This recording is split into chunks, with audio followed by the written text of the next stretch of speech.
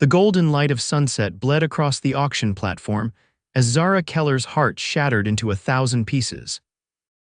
She had endured countless hardships since her husband's death 3 years prior, but nothing had prepared her for the horror unfolding before her eyes in Yuba City, California, on this sweltering summer day of 1868. Sold. The auctioneer's gavel crashed down with finality. Next lot, 3 children good for farm work. Young but strong, bidding starts at $50. Zara lunged forward against the ropes that bound her wrists, her dark hair falling across her tear-streaked face. No, you can't. Her voice cracked with desperation as her 3 children, Emma, age 8, Thomas, 6, and little Sarah, barely 4, were dragged onto the platform, their small faces contorted with fear. "They're selling my children next," she cried, her voice carrying across the dusty square where townspeople averted their eyes from her suffering. The debt collectors had seized everything after her husband's passing, their small farm, their possessions, and now, horrifically, her family itself. A tall figure at the back of the crowd shifted, the brim of his hat casting a shadow over sharp blue eyes that narrowed at the scene. Preston Yates had only arrived in Yuba City that morning, dusty from the trail and seeking nothing more than a whiskey and a bed. Instead, he'd found himself witnessing this abomination. The auctioneer continued his patter, gesturing to the trembling children as if they were cattle. "Look at these fine specimens. The girl can cook and clean, the boy, then I'll buy every one of them," a deep voice cut through the crowd. Heads turned as Preston stepped forward, spurs jingling with each deliberate step. "And their mother, too." Silence fell over the auction ground. Preston's hand rested casually on his holstered Colt as he approached. "Name your price." The auctioneer swallowed hard. "Sir, this is an official debt collection," I said. "Name your price." Preston's voice remained low, but carried an unmistakable threat. 2 hours later, Zara sat across from her unlikely savior in the corner of Yuba City's only decent hotel. Her children, exhausted from terror, slept in the adjoining room. "Why?" she asked simply, her hands still trembling around the cup of tea he'd ordered for her. Preston shrugged, his weather-beaten face impassive. "No child deserves to be sold like cattle." He met her gaze directly. "I've got a ranch about 3 days' ride from here. You and your children can work there until you get back on your feet." "Work," Zara repeated cautiously, "not ownership. Madam, I bought your debt papers to free you, not to own you." He pushed them across the table. "These are yours now. You're beholden to no one." She stared at the papers, then at this strange cowboy with the hard eyes that somehow still held compassion. "I don't understand you, Mr. Yates." A ghost of a smile touched his lips. "Most don't, Mrs. Keller. Get some rest. We leave at dawn." The morning brought reality crashing back. Zara gathered her meager possessions and her children, still uncertain if she was jumping from one nightmare into another. But Preston Yates had proven true to his word, purchasing supplies for their journey and treating her children with gruff kindness that brought the first real smile to young Thomas's face since his father's death. "Mama, is Mr. Preston taking us to a new home?" Emma asked as Preston helped her onto a gentle mare. "For now," Zara answered carefully, watching the cowboy adjust the stirrups for her daughter with surprising patience. "He's helping us." Preston caught her gaze and held it. "Your mother's right. I'm just helping until you folks can stand on your own again." The journey to Preston's ranch was arduous. They followed the Sacramento River north, camping under star-filled skies that gradually soothed Zara's city-worn spirit. She watched Preston with her children teaching Thomas to fish, telling Sarah stories by the campfire, patiently answering Emma's endless questions about the wilderness around them. "You're good with them," she observed on the 3rd night, after the children had fallen asleep. Preston poked at the fire, his face half illuminated in the dancing light. "Had younger siblings once, long time ago." "What happened to them?" she asked before she could stop herself. His jaw tightened. "War, disease, life." He looked up, his expression softening slightly. "Your boy reminds me of my brother, same curious nature." "I'm sorry for your loss," Zara said quietly. Preston nodded once, then changed the subject. "We'll reach the ranch tomorrow. It's not fancy, but it's solid. Got a cabin where you and the children can stay." "I don't know how I'll ever repay you. You'll work. That's payment enough." He paused.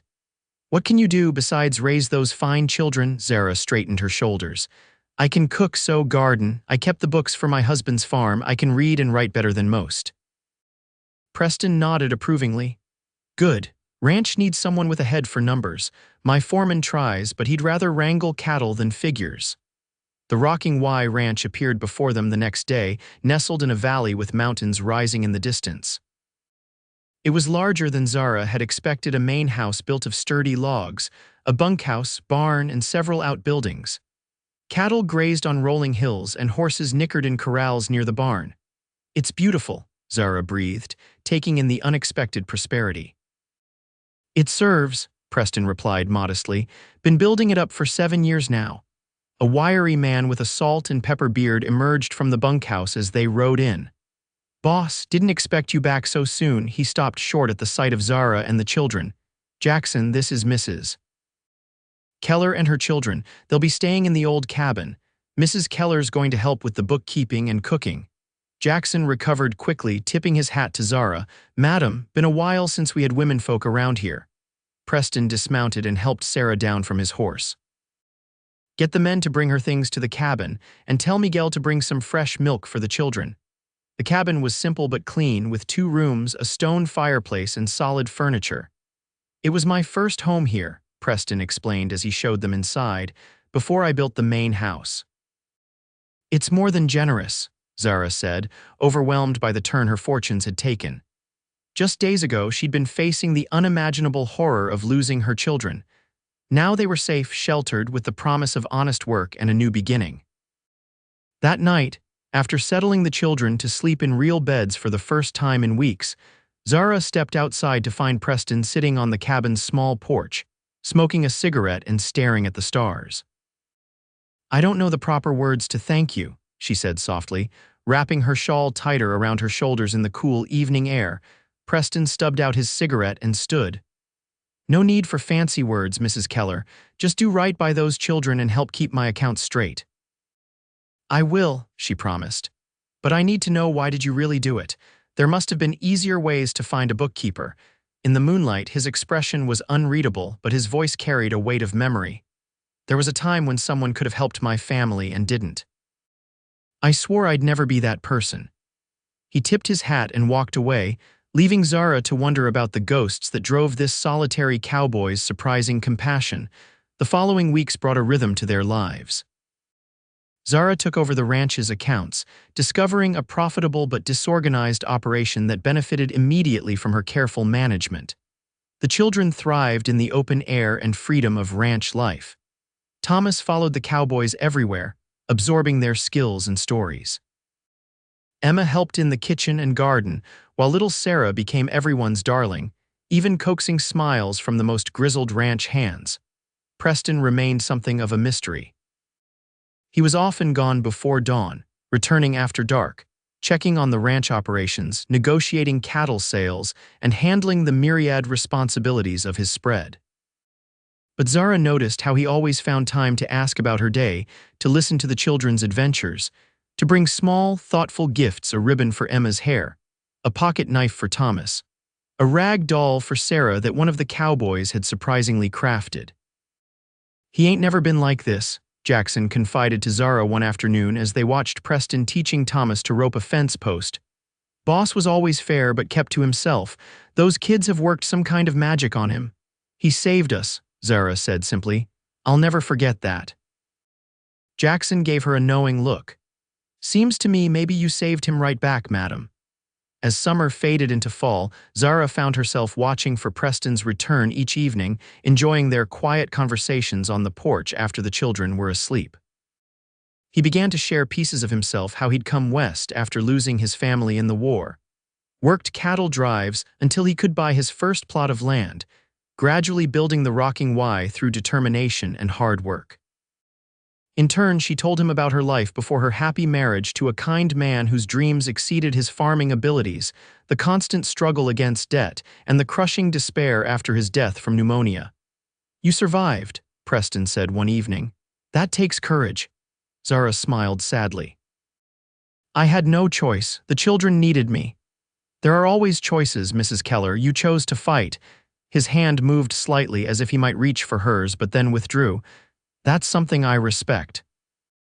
October brought cattle buyers from San Francisco, impressed by the rocking Whitekes operation and the meticulous books Zara had organized. The sale was the largest in the ranch's history, and the evening concluded with Preston inviting Zara to join him for dinner in the main house, a rare occurrence. To partnership, he toasted, pouring her a small glass of whiskey that she sipped cautiously, unused to the burning liquid. I'm just an employee, she reminded him. Preston shook his head. You've become more than that. The ranch has never run better. The firelight caught the angles of his face, softening the weathered lines. Zara found herself noticing things she'd been trying to ignore: the strength in his hands, the way his eyes crinkled when he almost smiled, the quiet confidence he carried without arrogance. I should check on the children, she said, suddenly feeling a warmth that had nothing to do with the whiskey. Preston nodded, but as she rose to leave, he spoke again. Zara. It was the first time he'd used her given name. I've been thinking the children should start school soon. She tensed, fearing he meant to send them away. They're learning plenty here. Of course, he agreed. But there's a small school in Pine Creek, just 10 miles north. I thought if you're agreeable we could ride over on Sundays, let them attend during the week. They could stay with Mrs. Thornton, the teacher. She's a good woman, takes in students from outlying ranches. Relief flooded through her. You've thought this through. Education matters. Your husband would have wanted it for them. He hesitated. You could ride over with me on Sundays, check on them. The consideration behind his offer touched her deeply. Thank you, Preston, you're right. They need schooling. Their Sunday rides to Pine Creek soon became the highlight of Zara's week, after settling the children at Mrs. Thornton's comfortable home adjacent to the schoolhouse. Preston would take Zara to dinner at the town's small hotel, where they would linger over conversation that ranged from books to politics to their hopes for the ranch's future. It was during one such dinner in late November that the comfortable rhythm of their new life was shattered. Preston had just helped Zara into her coat when a man burst through the hotel doors, his face flushed with excitement. Preston Yates, thought that was your horse outside. The stranger clapped Preston on the shoulder with unwelcome familiarity. Imagine finding you here after all these years. Preston's expression closed like a shuttered window. Harlan grinned, his gaze sliding to Zara with inappropriate interest. And who's this lovely lady, Mrs. Keller? Works for me, Preston said stiffly. We should be going. Works for you? Is that what they're calling it these days? Harlan laughed crudely. Never thought I'd see the day when Preston Yates kept company with a woman again, not after Josephine. Preston's hand shot out, gripping Harlan's collar. That's enough. Harlan raised his hands in mock surrender. Easy, friend, just surprised to see you, that's all. Heard you'd gone respectable but didn't believe it. His eyes narrowed. Does she know about Tucson? Preston released him abruptly. We're leaving, Mrs. Keller, please. The ride back to the ranch passed in tense silence. When they reached the fork where the road split toward the cabin, Zara finally spoke. Who was that man? Preston's jaw worked. Someone from another time. Who is Josephine? His hands tightened on the reins. Someone from another time as well. Preston, Zara said gently. I've trusted you with my life and my children's. Can't you trust me with your past? For a moment she thought he wouldn't answer, then he sighed, a sound that carried years of regret. Josephine was my wife. She died in Tucson 12 years ago. I'm sorry, Zara said softly. I didn't know you were married. It was brief and badly ended. He stared straight ahead. We were young. I was riding with a rough crowd then before the war. Harlan was part of it. What happened in Tucson? Preston's face was carved from stone in the moonlight. Nothing I'm proud of. Josephine paid the price for my mistakes. He turned to look at her directly. I was a different man then, Zara. I've spent 12 years trying to be better than that man. She studied him, this complicated cowboy who had saved her family with unexpected compassion, who taught her children with gentle patience, who carried shadows she was only beginning to glimpse. We all have pasts, she said finally. It's what we do with our present that matters. Something shifted in his expression, relief, perhaps, or gratitude. You're a remarkable woman, Zara Keller. The words hung between them, charged with meaning neither was ready to acknowledge. December brought bitter cold and the ranch's Christmas preparations. Preston surprised everyone by insisting on cutting a massive pine for the main house and inviting the entire ranch, including Zara and the children, to decorate it. The celebration that followed with music from a cowboy's fiddle, Mrs. Rodriguez's traditional Mexican treats from the kitchen, and Preston himself reading a visit from St. Nicholas to wide-eyed children revealed yet another side to the ranch owner. "You've never done Christmas like this before," Jackson commented as Preston helped Thomas place a star atop the tree. Preston's eyes found Zara across the room. Never had reason to. Christmas morning dawned clear and cold. Zara woke to excited children and a knock at the cabin door. Preston stood outside, his arms laden with packages wrapped in colorful paper. "Merry Christmas," he said, looking almost boyish in his uncertainty. "I hope you don't mind." The gifts were thoughtful and perfect: a fine leather-bound journal for Zara, a proper cowboy hat for Thomas, a beautiful illustrated book of fairy tales for Emma, and a handcrafted rocking horse for Sarah that Preston admitted he'd been working on in secret for weeks. "I don't know what to say," Zara whispered, watching her children's delight. "Say you'll come to dinner," Preston replied. "Just us, after the ranch celebration." That evening, after the children had fallen asleep amid their new treasures, Zara made her way through the snow to the main house. Preston welcomed her inside, where a fire blazed and the table was set for two with his best china. "This is lovely," she said, surprised by the elegant setting. "You deserve lovely things," he answered simply. Over dinner, they talked easily, the awkwardness of their encounter with Harlan forgotten. As Preston poured her a small glass of wine, Zara gathered her courage. "I have something for you too," she said, producing a small package from her pocket. Inside was a silver pocket watch she'd ordered from San Francisco with her first earnings from the ranch. Preston opened it, his expression softening at the inscription inside. "To PY, for giving us time when we needed it most. ZK. Zara," he began, his voice roughened with emotion. The door burst open, startling them both. Jackson stood in the doorway, snow dusting his shoulders. "Boss, riders coming, moving fast." Preston was on his feet instantly. "How many?" "4, maybe 5, coming from the South Road." Preston's expression darkened. "Get the men." He turned to Zara. "Stay inside, lock the door behind me." "Preston, what's happening?" "Probably nothing." But his hand checked his gun belt as he spoke. "Just a precaution." Zara watched anxiously from the window as Preston and his men gathered in the yard, their breath fogging in the cold night air. The approaching riders materialized from the darkness, their horses lathered despite the cold. To her horror, she recognized Harlan at the front of the group. What happened next unfolded with terrifying speed. Words were exchanged too distant for her to hear, then suddenly guns were drawn. A shot cracked through the night. One of Preston's men fell. More shots followed, and Zara watched in paralyzed fear as Preston dove for cover behind the water trough. Without thinking, she grabbed Preston's rifle from above the fireplace and ran outside. "Stop!" she screamed, raising the weapon. "Stop this madness!" Everyone froze. In the sudden silence, Harlan laughed. Well, the lady has spirit." Preston's voice was tight with controlled fury. "Zara, get back inside." "Not until someone tells me what this is about," she insisted, keeping the rifle steady. Harlan dismounted, his movements casual despite the tension. "Just settling an old score, madam. Your employer and I have unfinished business."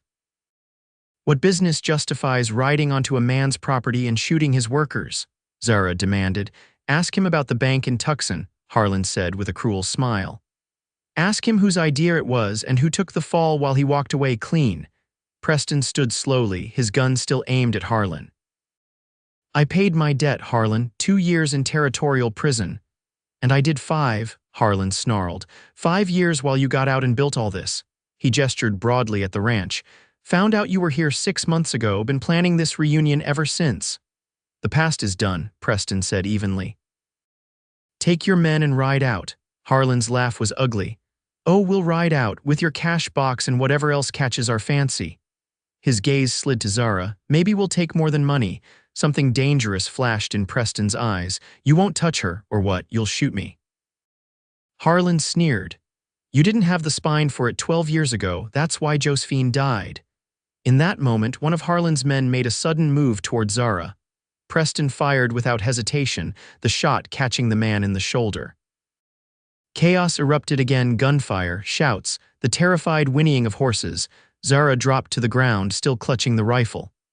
Through the confusion, she saw Preston fighting with Harlan, their struggle taking them toward the barn. She started to follow, then heard a heart-stopping sound, Sarah's frightened cry from the direction of the cabin. Torn, she made her decision in an instant. Abandoning the rifle, she ran toward her children, praying Preston would understand her choice. She reached the cabin to find all three children huddled together, awakened by the commotion. "Mama, what's happening?" Emma asked, her eyes wide with fear.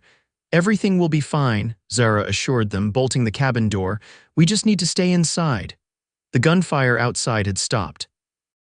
An eerie silence fell, broken only by distant voices. Then footsteps approached the cabin, heavy, deliberate.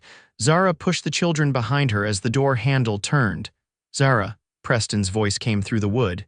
"It's me," she flung the door open. Preston stood there, bloodied but alive, his expression a mixture of exhaustion and relief. "Are you hurt?" she demanded, pulling him inside. "Not badly." He winced as she guided him to a chair. "Harlan's dead, the others ran. Mr. Preston's bleeding," Sarah cried. Zara examined him quickly.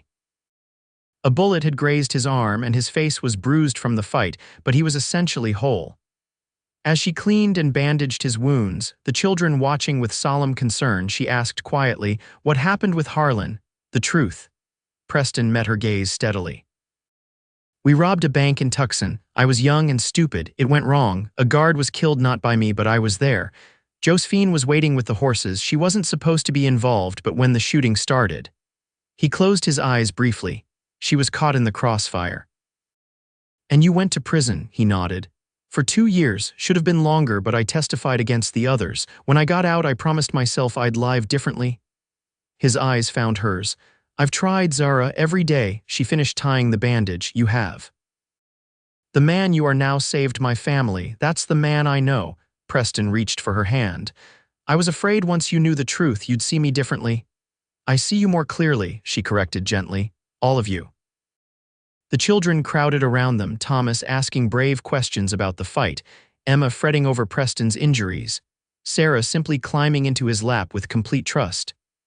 In that moment, watching him comfort her daughter, Zara recognized the truth she'd been avoiding for months. She loved him.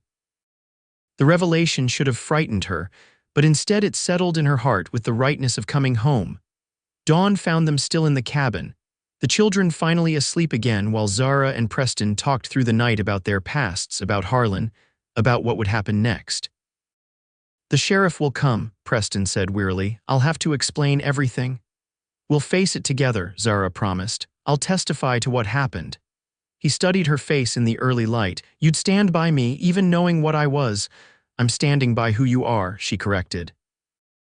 The man who couldn't bear to see children sold at auction. The man who built something honest from nothing.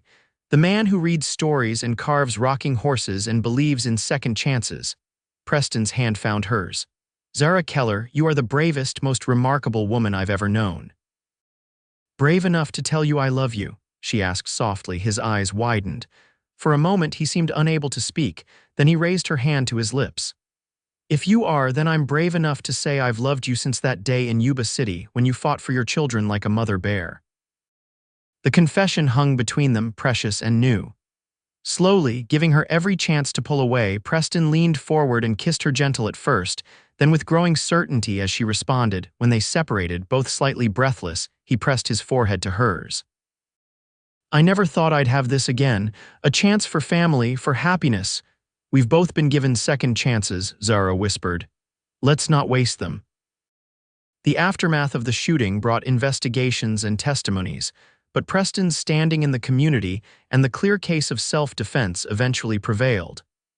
By spring, the Rocking Y had largely returned to normal with one significant difference. Preston had asked Zara to marry him, and she had accepted with joyful tears. Their wedding day dawned clear and perfect in May of 1869.